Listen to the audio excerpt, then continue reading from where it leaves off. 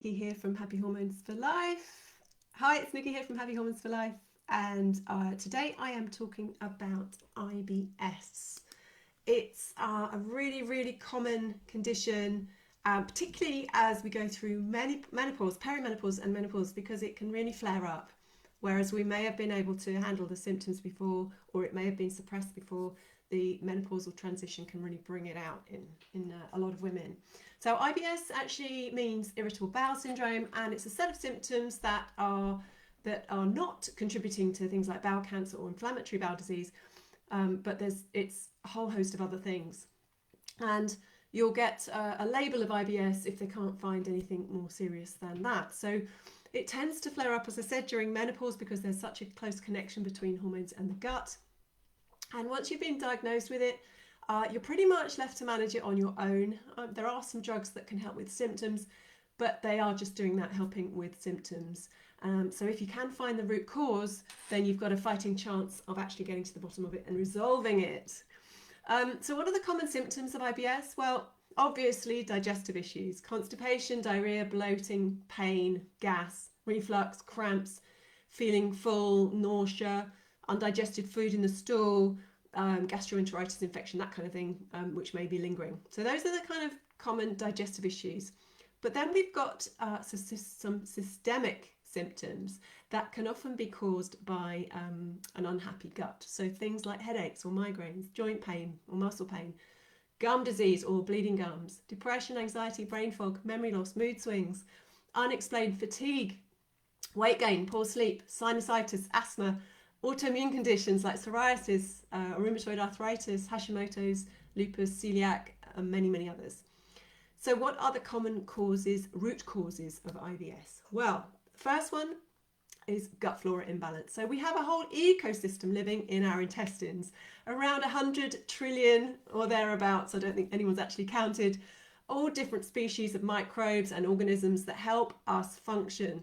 They have a whole host of roles to play, but they can get out of balance through various factors, including stress, medications, diet, and toxins. So the second common cause is low stomach acid or enzymes. So you produce hydrochloric acid and digestive enzymes to help break down your food and pass it down the system. So if it's not digested properly, if we haven't got enough of these gastric secretions, and then food can sit in the gut for too long, it can cause gas, bloating, indigestion, and problems further down the digestive tract.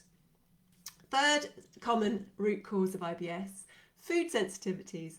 Now, certain foods can cause certain bodies to react and launch a bit of an immune response against them. So it's not immediately dangerous, but it can cause a lot of symptoms, and over time can be more damaging through inflammation. So the big food sensitivities that are the most common are things like gluten and dairy, but you can have things to, intolerances to any foods particularly. So the top one we always see is gluten.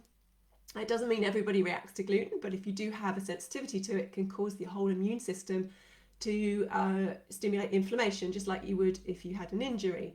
But it's on the inside of your gut instead of on the outside, so you can't really see it. And then the fourth main common root cause of IBS is leaky gut. The official name for it is intestinal impermeability, and it's where your gut lining is more perforated than it should be. So instead of a fine sieve, it starts leaking like a colander.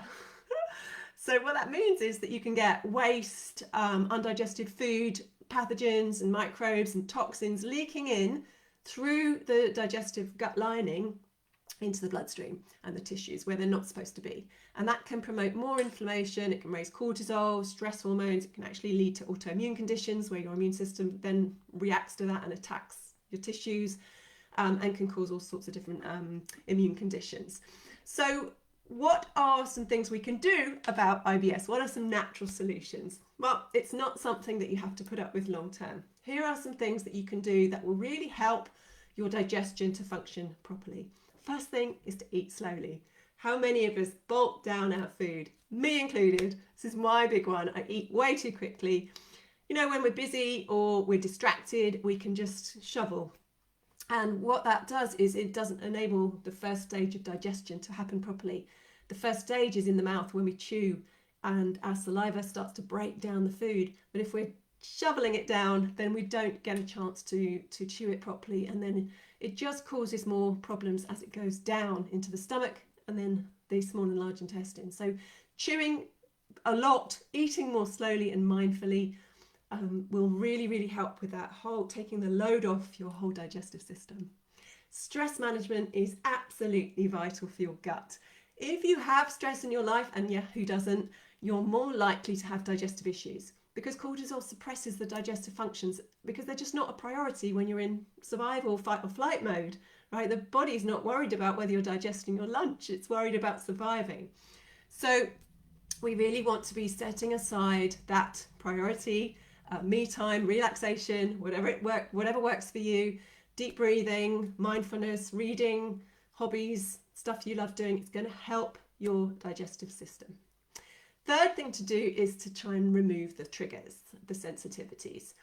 So because we really want to find out what you're reacting to. So very common for things like wheat and pasta and bread and gluten type products to be inflammatory and cause reactions, but you might not notice it until you actually give these things up for a little while.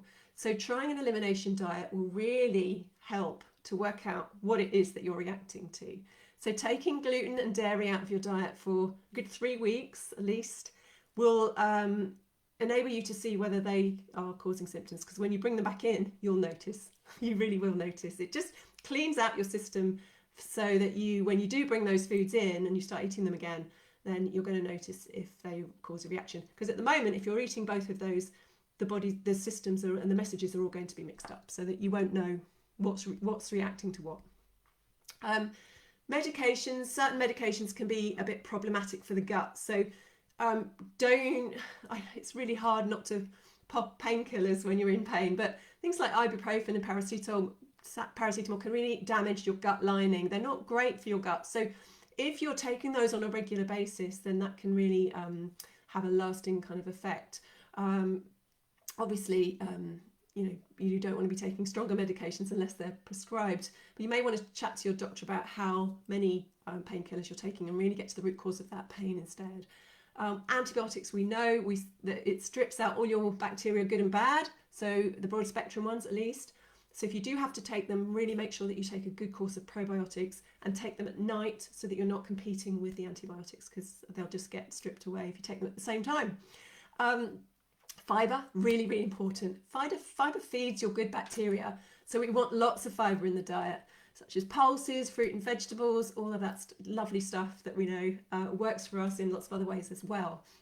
All vegetables contain fibre, so we want to be getting lots of veggies in.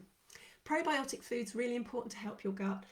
So these are foods with live bacteria inside them, the good guys, live yogurts, fermented foods like sauerkraut, and kefir and kombucha, miso, kimchi. All these foods are freely available in the supermarket now, so we kind of need to be adding them in where we can. Prebiotic foods are sometimes even more important. These are foods that feed your good bacteria. So these are things like leeks and onions and garlic and green bananas. I know that sounds weird, green bananas, but you might not want to eat them that hard and unripe, but stick them in a smoothie. They contain something called resistant starch, which is what your good bacteria really love to feed on. They absolutely gorge these things.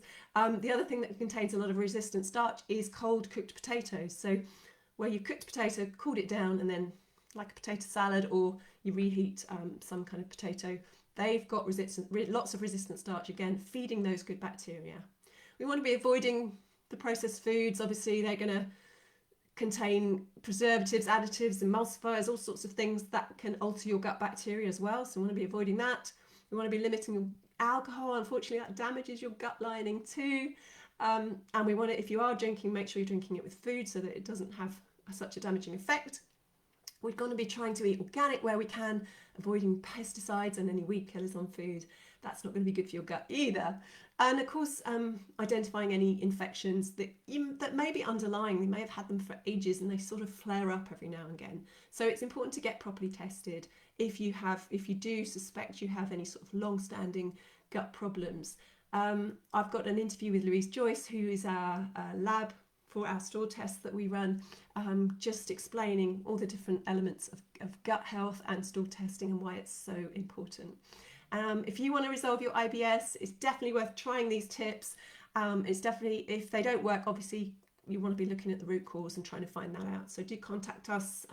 We run amazing stool tests and one-to-one support to help get you symptom free. I hope that was helpful today. Wish you all well. I'll see you next time.